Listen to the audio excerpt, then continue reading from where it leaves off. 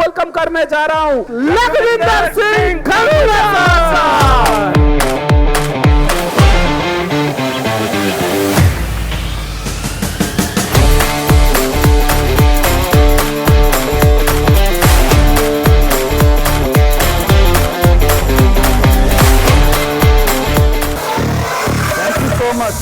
Thank you so much. Excited? अगर आपका जीवन साथी आपके साथ है तो आप दुनिया से लड़ जाओगे, आपको पता भी नहीं चलेगा, और लड़ते लड़ते आप कब जीत जाओगे आपको यह भी नहीं पता चलेगा।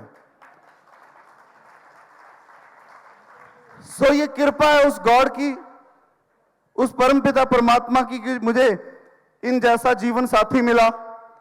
जैसे दादा मुनि ने बोला कि मैंने अपनी वाइफ का कंगन चोरी करके सेल कर दिया था, उनको बिना बताए, और उन्होंने बोला कि बता तो देते।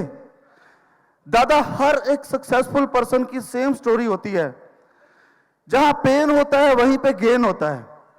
अगर पेन नहीं होगा तो किसी के पास पर्पस आता ही नहीं है, पर्पस पेन लेके आता है। तो सेम मेरी भी स्टोरी थी। मुझे दहेज में फ्रिज के पैसे मिले थे दादा। फ्रिज, मेरे घर में फ्रिज था। जब मेरी शादी हुई तो इनके घर वालों ने ना फ्रिज के पैसे दे दिए, बाइक के पैसे दे दिए। तो जब वो मुझे पैसे दिए, मैं बड़ा अमीर आदमी था उस टाइम जैसे सब लोग होते हैं, और मैंने वो पैसे इधर उधर यूज कर लिए, अपने वर्क में यूज कर लिए, करण को बिना बताए। करण ने पूछा वो फ्रिज के पैसे कहां हैं? मैं कहा वो तुझे पता नहीं है, वो मैंने एफडी करवा दिए थे, उन पैसों का मैंने एफडी करवा दिया था। कहती कितने साल का? मैं कहा 1 साल का। कहती अच्छा 1 साल निकला।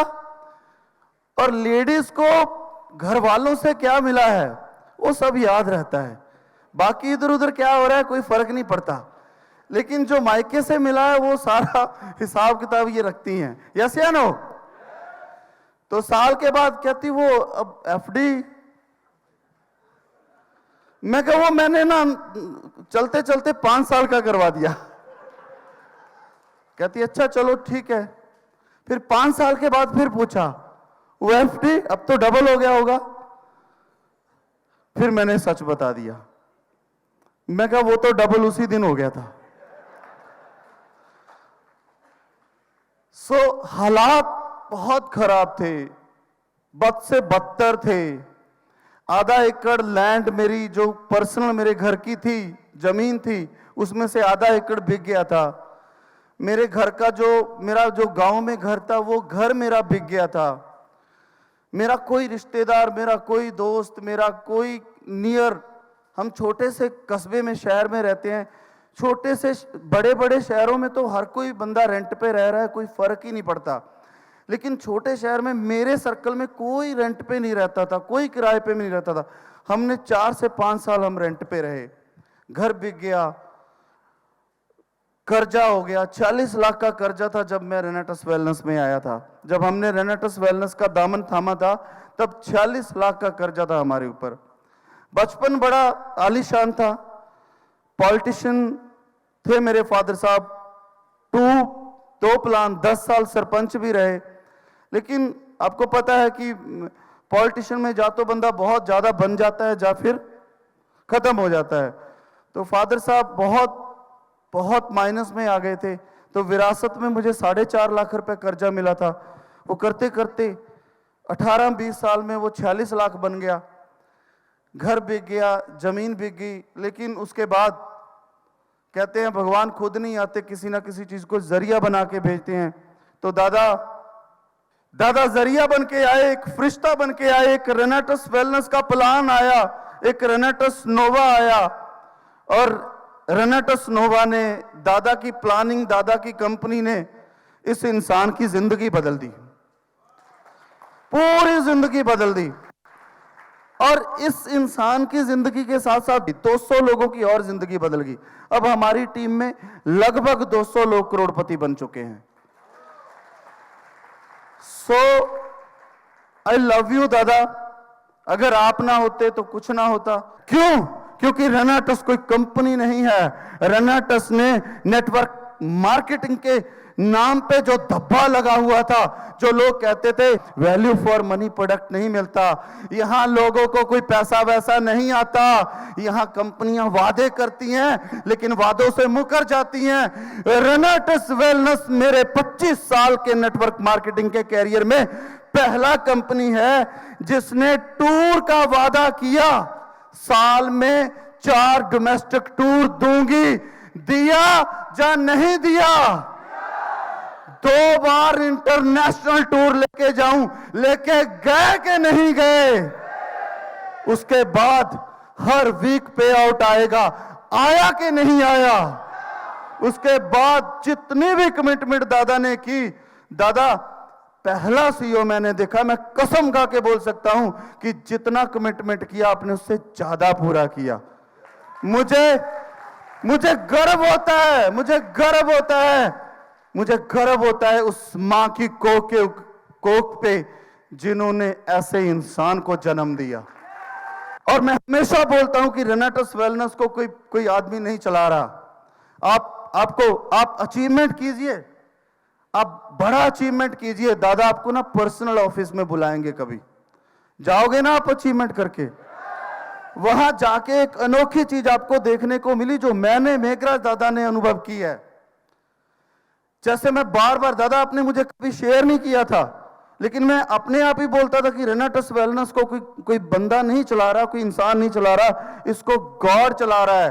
तो दादा ने बोला, दादा आइए मैं आपको एक चीज दिखाता हूं। जैसे आप बोलते हो कि रेनाटस वेलनेस को कोई आदमी नहीं चला रहा, मैं भी नहीं चला रहा, ये चला रहे हैं रेनाटस वेलनेस का जो मेन हेड ऑफिस है, जहां से दादा हर चीज ऑपरेट करते हैं, जहां से पे आउट का ऑर्डर देते हैं कि ट्रांसफर कर दो, जहां पे रीटीट का ऑर्डर चलता है, जहां पे प्रोडक्ट सिलेक्ट होते हैं, उस चेयर के ऊपर दादा ने अपने गुरु की पिक रखी हुई है, अपने गुरु को बिठाया हुआ है और वो चला रहे हैं रेनाटस वेलनेस को।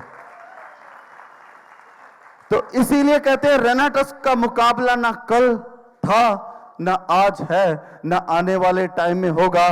क्यों बोला करण खंगूड़ा ने कि रेनाटस वेलनेस एक समंदर है, नदी नाले निकलेंगे और नदी नालों में कीचड़ के सिवा कुछ भी नहीं होता।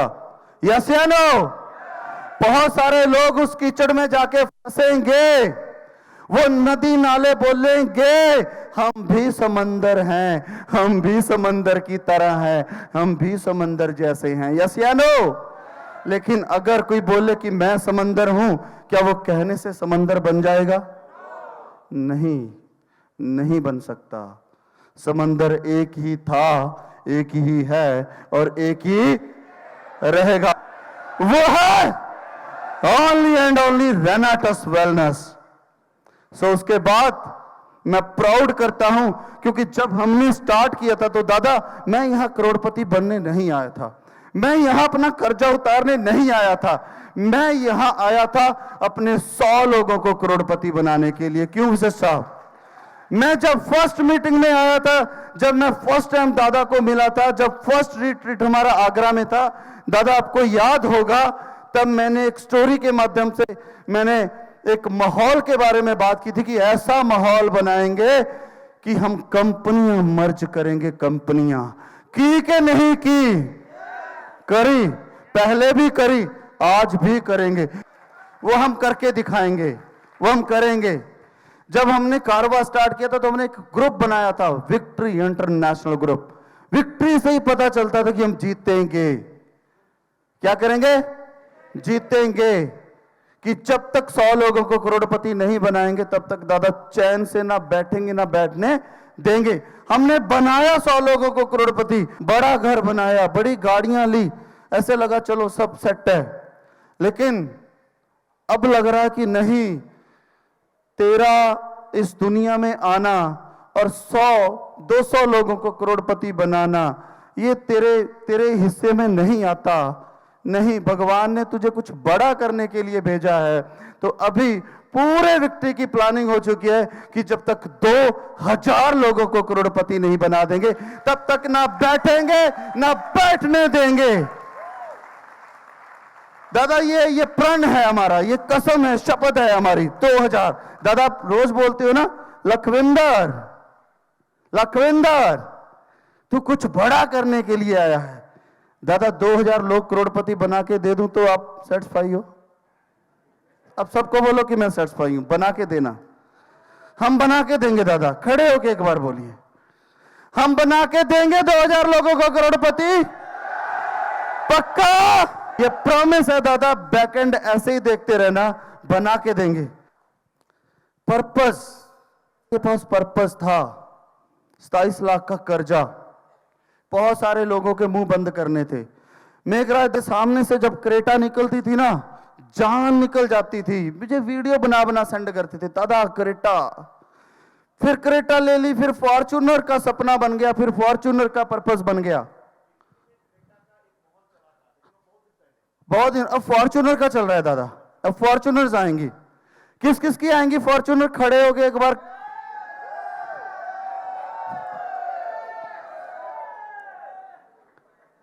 ये पहचान है हमारी।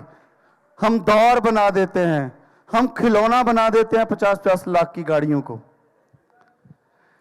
दादा मेघराज दादा के पास पर्पस था। जब क्रेटा आ गई वहीं पे नहीं रुके, फिर क्या किया? फॉर्च्यूनर का ड्रीम सेट किया।